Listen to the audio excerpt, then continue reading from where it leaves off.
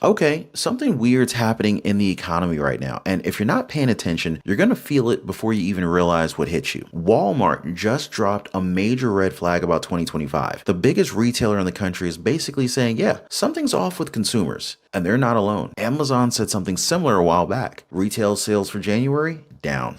Ugly. Worst drop in almost 2 years. And that was before some of the worst cold snaps and wildfires in the country hit shoppers even harder. But here's where it gets even more serious. S&P Global just released new PMI numbers, and they're bad. Really bad. The services PMI plunged below 50. Now, if you're not familiar, PMI, it stands for Purchasing Managers Index. It's one of those behind the scenes indicators that tells us what's really going on with business activity. Now, anything below 50 means contraction. And this latest reading, one of the lowest in over a decade. Now ask yourself, what happens when the people responsible for hiring, buying, and planning at major companies start pulling back? And it's not just business data. Consumer confidence is tanking too. The University of Michigan's Consumer Sentiment Index just dropped another 3 points from its preliminary number. It's now sitting at one of the lowest levels we've seen in years. Translation? People aren't just nervous. They're straight up worried. But why? Because money's tight right now. Some folks are not spending because they can't. Others, they're boycotting, like the massive protest that's hitting Walmart right now. This is a perfect storm, a broke consumer base and a pissed off one at that. And so here's the part that nobody wants to say out loud. Whatever fake momentum that we saw at the end of 2024, it's gone. All these temporary boosts, stimulus leftovers, holiday splurging, demand pulled forward, they're burning off fast. And so now we're looking at the raw, unfiltered version of the 2025 economy. And honestly, it doesn't look very good right now. So stay right there, guys, because we're going to dive deep into this one. So let's go ahead and break this down. And we're starting off with Walmart. Now, when a company like Walmart, the largest retailer in the country, starts throwing around words like uncertainty, that's not just boardroom fluff. This is corporate code for things are not going as planned. Their CEO has said that they're seeing unpredictable behavior from consumers, plus some serious instability in the global economy and geopolitics, meaning the playbook that they've been running for the last few years suddenly is not working anymore. And here's why this is a big, huge red flag. Walmart has not just survived the chaos of the last few years, they've thrived during it. While other retailers were getting crushed, Walmart was winning. As inflation spiked, people across the board, rich, poor, and in between, they started trading down. They ditched the more expensive stores and then they flooded into Walmart to stretch their dollars even further. Even households making over $100,000 a year were shopping in Walmart, either in-store or through their app. And yes, many of them were doing grocery pickup so they wouldn't be seen inside, like as if they still had some pride left, but with their wallets. They were hurting. A recent report said that high-income Walmart shoppers now spend 1.5 times more per month than lower income ones, and they're buying more groceries online than ever. But now even those shoppers are downgrading even further. Walmart's CFO literally said that they're expanding their private label brands.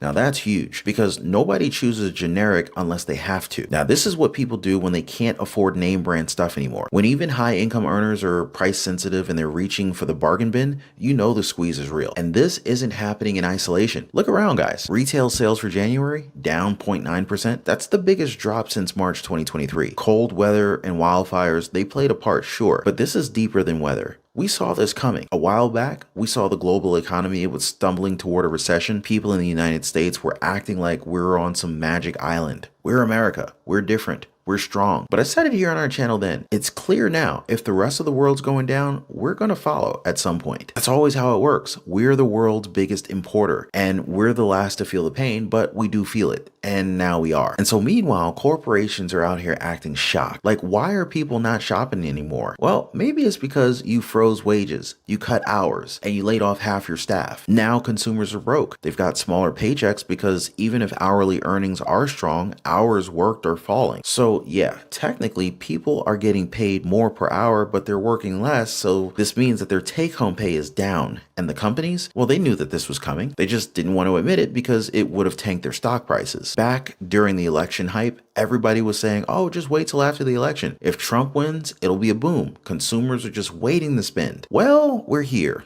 And the boom, it might be a little ways away because inflation outpaced income for way too long under the Biden administration. Optimism has flipped. The warning signs are everywhere. Walmart's out here saying that they don't know what changed, but they do know. The consumer got crushed, and now we're all feeling it. Now, if this is hitting you the way it's hitting me, do me a favor, guys. Hit the like button so it gets in front of more people who need to hear this. All right, so let's get right back to it. All right, so let's get back to those PMIs for a second, because this is where things really start to crack. Prices are going up. We all feel that. And the excuses are all usual: geopolitical tensions, tariffs, government policy. But businesses are also quietly admitting something else. It's that they just can't raise wages, so they're raising prices instead. I mean, that's the cycle, right? They won't pay workers more, so everything just costs more. And it's starting to break the system. Auto insurance is a great example. Premiums are spiking right now because they're just now catching up to claims and costs from 2 years ago. That means more of your paycheck goes to insurance and less goes to things you want to spend your money on. And so now the S&P Global US Services PMI fell below 50, and it's a bigger deal than you think. A PMI above 53, economy's growing. Below 53, it's slowing. Below 50, that's danger zone territory. So yeah, we're officially contracting. And just so you get how fast things are falling, back in December, we were doing fine at 58. January, down to 52.9. February, we fell straight through the floor at 49.7. That's not a gentle slide. That's momentum getting ripped out from underneath the economy. And here's the irony, guys.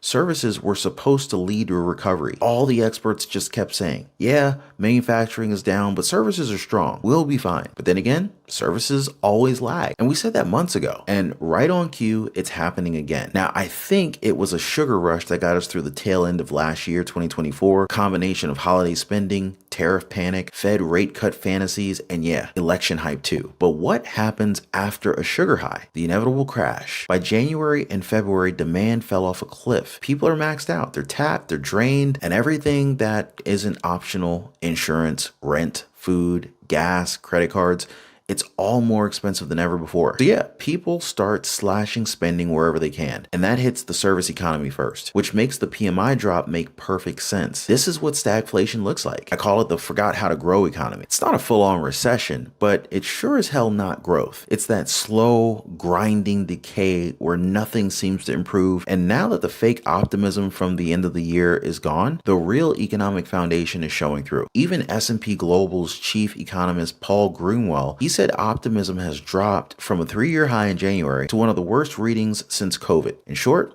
the vibe has completely flipped in just a couple of months. And if you think it's just a services problem, it's not. This thing is global. The same PMI weakness is showing up overseas too. Everyone's seeing the same pattern. Now, let's talk jobs, shall we? Because the labor market was the one that everyone just kept pointing to. Like, see, the economy's strong. Unemployment is low. Yeah. But things look different when you go deeper. Continued unemployment claims are still hovering around 2 million, which means people are losing jobs and not exactly bouncing right back. And now we're seeing service sector layoffs picking up speed. Manufacturing hasn't been hit yet, but they're stockpiling ahead of new tariffs. They're trying to squeeze out some profit. You know how this goes. Demand drops, layoffs follow, and now workers are waking up to it. All that talk about raises and more hours, it's gone. The reality is companies are cutting. The PMI data even said new order growth has sharply weakened, and business expectations are falling fast because of concerns about government policy. It's all unraveling. Jobs, income, confidence. Now, I've said this before, guys, but let me say it again. Consumer confidence equals labor market perception. That's it. The latest University of Michigan data says it all. In December, confidence was at 74. Now,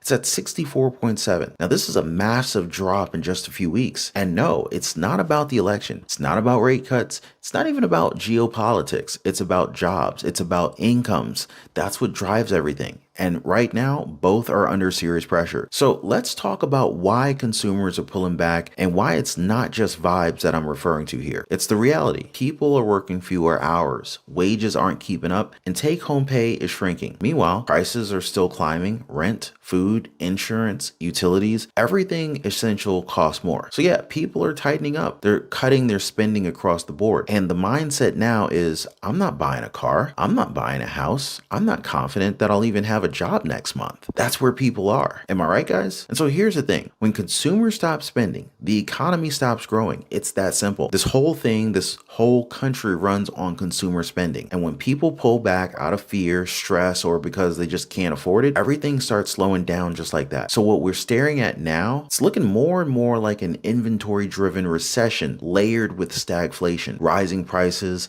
falling demand, slow growth. I mean, we've seen this play out before, and it's not new. It's just very painful every single time. And yet, we keep running the same playbook expecting a different result. Like Einstein said, insanity is doing the same thing over and over and over again and expecting different results. And that's what this economy is. It's the forgot how to grow economy. Every time we think we're about to break out, boom, same result. Same stall out, same slow grind. Now, for a while, the narrative was, sure, Europe's struggling. New Zealand, Brazil, China, they're all sliding. But not us. America's the island of strength. But that so-called strength, it was artificial. It was the last high of 2024 holiday spending, rate cut hopium, and election adrenaline. And now that sugar rush is gone. I mean, we're seeing the exact same symptoms showing up here as we saw overseas. Because look, this isn't a local economy anymore. This is a globally synchronized system. And when big players like China and Europe start slipping, it's only a matter of time before the US slips right along with them. What we're seeing in the data right now is whether this is that moment. Whether the US finally joins the rest of the world in this broader downturn. And for the longest time, we told ourselves, well, even if everything else is shaky, the labor market is strong. That's the foundation. That's what's holding things up. But see, even that foundation is starting to crack. Remember the Fed projected that unemployment might hit 4.1% and then bounce back? Well, guess what?